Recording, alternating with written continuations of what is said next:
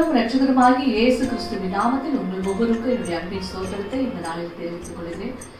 ஆண்டவர் பாதத்தில் ஆசிரியர்கள் மற்றும் அன்பர்கள் ஜபக்குழு நடத்தும் இந்த டிசம்பர் மாதம் ஜப மாதமாக நாம் அனுசரித்து வருகிறோம். இந்த நாளில் கூட 2வது நாளாக இன்றைக்கு ஒரு காரியத்தை குறித்து நாம் இன்னைக்கு ஜெபிக்க போகிறோம். மன்னிப்பு வேண்டி நாம் ஜெபிக்க போகிறோம். நம்முடைய சகோதரர்களுக்கு எதிராக செய்த பாவங்கள், அவர்களுக்கு எதிராக செய்த துரோகங்களையும் பொல்லாப்புகளையும் மன்னிக்கும்படி நாம இன்னைக்கு ஜெபம் பண்ண போறோம். அதற்கு ஆதார வசனமாக ஆதியாகமம் 50ஆம் அதிகாரம் 16ஆம் வசனம். ஆதியாகமம் 50:16. உம்முடைய சகோதரர் உமக்கு பொல்லாங்கு செய்திருந்தாலும் அவர்கள் செய்த துரோகத்தையும் பாதகத்தையும் நீ தயவு செய்து மன்னிக்க வேண்டும் என்று உம்முடைய தகப்பனார் மரணம் அடையும் முன்னே உமக்கு சொல்லும்படி கட்டளையிட்டார். இது யார் சொல்றதுன்னா, யோசேப்பினுடைய சகோதரர்கள் யோசேப்பு கிட்ட வந்து தகப்பன் சொன்னதாக, யாக்கோபு சொன்னதாக ஒரு செய்தியை அவங்க சொல்றாங்க. உங்களுடைய தகப்பன் மரணம் அடையும் முன்னே இந்த காரியத்தை எங்ககிட்ட சொன்னாரு, அது உம்மிடம் சொல்ல சொன்னார் என்று சொல்றாரு. என்னன்னா, இவங்க செய்த யோசேப்புக்கு விரோதமாய் செய்த தவறுகள், துரோகங்களை மன்னிக்கும்படி எங்க அப்பா வந்து உங்ககிட்ட சொல்ல சொன்னாரு அப்படின்னு சொல்றாங்க. பயந்து போய் சொல்றாங்க. ஏன்னா யோசேப்புக்கு அவ்வளவு துரோகங்களை செய்திருக்கிறார்கள் இவர்கள். யோசேப்பு ஒரு சொப்பனத்தை பார்த்து, ஒரு தரிசனத்தை பார்த்து அவங்ககிட்ட சொல்லும் போது, சகோதரர்கிட்ட வந்து சொல்லும் பொழுது அவர்கள் என்ன செஞ்சாங்கன்னா பகைத்தார்களாம். என்ன, அவனுடைய சொப்பனம் அவ்வளவு பெரிதா இருந்தது. அந்த சொப்பனத்து நிமித்தம் அவனை பகைத்தார்கள், அதிகமாய் பகைத்தார்கள் என்று பைபிள்ல போடப்பட்டிருக்கு. ஆதியாகமம் 37ஆம் அதிகாரத்துல பொறாமை கொண்டார்கள். அவனை கொலை செய்யும்படி சதி ஆலோசனை பண்ணி வெறும் குழியில தூக்கி போட்டார்கள், விற்று போட்டார்கள். அவனை 20 வெள்ளிக்காசுக்கு விற்று போட்டார்கள். அப்படியா அவ்வளவு துரோகங்களை செய்ததுக்கு அப்புறம் யோசேப்பு எகிப்துல ஒரு பெரிய அதிகாரியா இருப்பதை பார்த்து அவங்க பயப்படுறாங்க. ஐயோ, அன்னைக்கு நம்ம யோசேப்புக்கு விரோதமா பெரிய தவறு செஞ்சோமே, துரோகம் செஞ்சோமே, அவனுக்கு ஒருவேளை இன்னைக்கு அவன் பெரிய பதவியில இருக்கிறான், நம்மளை தண்டிப்பானும் பயந்து போய் அவங்க என்ன சொல்றாங்க, இந்த காரியத்தை வந்து தகப்பன் சொன்னதாக யோசேப்பு கிட்ட சொல்றாங்க. ஆனா யோசேப்பு ஒரு தேவ மனிதன், விசேஷித்த ஆவியை பெற்ற மனிதன். அவங்களை மன்னிக்கிறான், வழி வாங்காம அவன் மன்னிச்சு அவன் சொல்ற காரியம், பயப்படாதீங்க, நீங்க எனக்கு தீமை செய்தீர்கள் தான், ஆனா கர்த்தர் பாருங்க நம்மளை வெகு ஜனங்களை உயிரோடு காக்கும்படி அதை நன்மையாய் முடிய பண்ணினார் அப்படி சொல்லிட்டு அவங்களை ஆறுதல் சொல்லி அவங்களை பராமரித்தான் என்று சொல்லி நாம் வேதத்துல பார்க்கிறோம். இன்றைக்கு நம்முடைய வாழ்க்கையில நம்முடைய சகோதரிகள் கிட்ட நம்முடைய அணுகுமுறை எப்படி இருக்கு? நாம் எப்படி இருக்கிறோம்?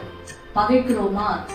அந்த சொப்பனத்து நிமித்தம் அவர்கள் பகைத்தார்கள். நீங்க பைபிள்ல அப்படியே ஆரம்பத்திலிருந்து நீங்க பார்க்கும்போது ஆபேல் காயை பார்த்தீங்கன்னா, ஆபேலுடைய காணிக்கையை கர்த்தர் அங்கீகரித்தார். தேவன் அங்கீகரித்தது நிமித்தம் காயினுடைய அந்த முகம் நாடி வேறுபட்டு எரிச்சல் அடைந்து கொலை செய்யற அளவுக்கு போறான்.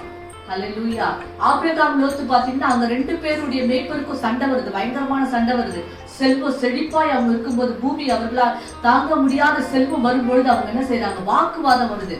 அப்ப பார்த்து சொல்றாரு ஆபிரகாம், நாம் சகோதரர் அப்படி செய்யக்கூடாது அப்படின்னு சொல்லிட்டு அங்க அவர் சமரசம் செய்து சமாதானமா போறார். அடுத்தது யாக்கோபு ஏசாக்கு ஒரு பெரிய சண்டை வருது. அண்ணனை ஏமாத்துறான் யாக்கோபு, ஏமாத்தி அண்ணனுக்கு பயந்து போய் ஊரை விட்டே போற ஒரு சூழ்நிலையில இப்படியாய் வேதத்துல அநேக சகோதரர்கள் அவங்களுடைய பாவத்து நிமித்தம், அவங்க சகோதரர்களுக்கு செய்த துரோகத்து நிமித்தம் அல்லேலூயா பழி வாங்குகிற காரியங்கள் வேதத்துல நாம் பார்த்திருக்கோம். அதனால அவர்கள் மேல வந்த சாபங்களை நாம் பார்க்கிறோம். இன்றைக்கு நம்ம ஜெபிக்க போகிறோம். மன்னிப்பு கேட்ட ஆண்டவரே, ஒருவேளை என் கூட எல்லாரும் கண்களை மூடி, ஒருவேளை என் குடும்பத்துல என்னுடைய சகோதரர்களுக்கு ஆண்டவரே நான் ஏதேனும் ஒரு பாதகத்தையோ துரோகத்தையோ துணிகரமான ஒரு காரியத்தை செய்திருப்பேன் என்றால் ஆண்டவரே, இந்த நாளிலே நான் மன்னிப்பு கேட்கிறதாச்சா, இந்த நாளிலே மன்னிப்பு கேட்கிற தகப்பனே. எத்தனை குடும்பங்களில பகைகள், எத்தனை குடும்பங்களில கசப்பான காரியங்கள், வைராக்கியங்கள், இன்னும் எத்தனை குடும்பங்கள் பிரித்து கிடக்கிறது. ஒருத்தருக்கு ஒருத்தர் பேசி கொள்ளாம, முகம் பார்க்காம, அல்லேலூயா ஆமென், அவங்க வீட்டுக்கு போகாம எத்தனை குடும்பங்கள் பிரிந்து கிடக்கிறது. அப்ப தலைமுறையா பகையில இருக்கிறது. இப்படிப்பட்ட காரியங்கள் எங்கள் குடும்பங்களில் இருக்கக்கூடாது ராஜா.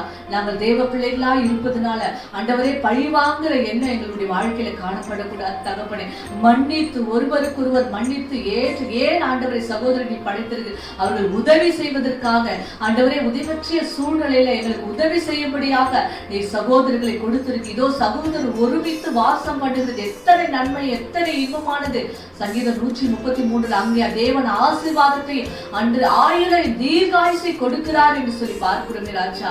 ஆண்டவரே ஒருமித்து வாசம் பண்ணுகிற கிருபைகளை தாங்க ஆண்டவரே. பிரிவினைகள், பகைகளை ஆண்டவரை உண்டு பண்ணுகிற கிரியைகள் எங்களுடைய வாழ்க்கையில வராதபடி முற்றிலும் நீர் அதை எடுத்து போடும்படியாக நாங்கள் ஜெபிக்கிறோம். எங்களுக்கு ஆண்டவரை சகோதரர்களுக்கு, எங்களுடைய சகோதரிகளுக்கு செய்த துரோகங்களை, பாவங்களை ஒரு ஒரு விசை மன்னிங்க ராஜா. யோசேப்பை போல மன்னிக்கிற கிருபை தாங்க ஆண்டவரே.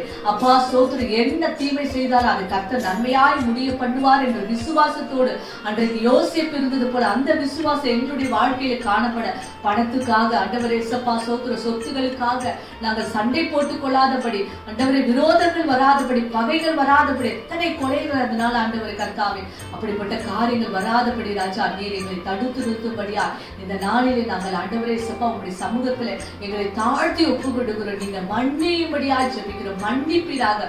இனி இப்படிப்பட்ட காரியங்களை செய்யாதபடி தகப்பனே ஆண்டவரே வேதத்தின் அடிப்படையில நாங்கள் நடக்க எங்களுக்கு கிருபை பாராட்டு. ஒரு மனம் ஐக்கியம் அன்பு எங்கள் குடும்பங்களில எங்கள் சகோதர சகோதரிகள் இடையே ஒரு மனம் அன்பு ஐக்கியம் உண்டாகும்படியாக நாங்கள் ஜெபிக்கிறோம். வருகிற வருஷத்துல ஆண்டவரே இதை நாங்கள் கடைபிடிக்க ஆண்டவரே சப்பா ஸ்தோத்திரம் தொடர்ந்து கடைபிடிக்க ஆவியானவர் எங்களுக்கு உதவி செய்வீராக. இயேசு கிறிஸ்துவின் திருநாமத்தில் ஜெபிக்கிறோம் நல்ல பிதாவே. ஆமென்.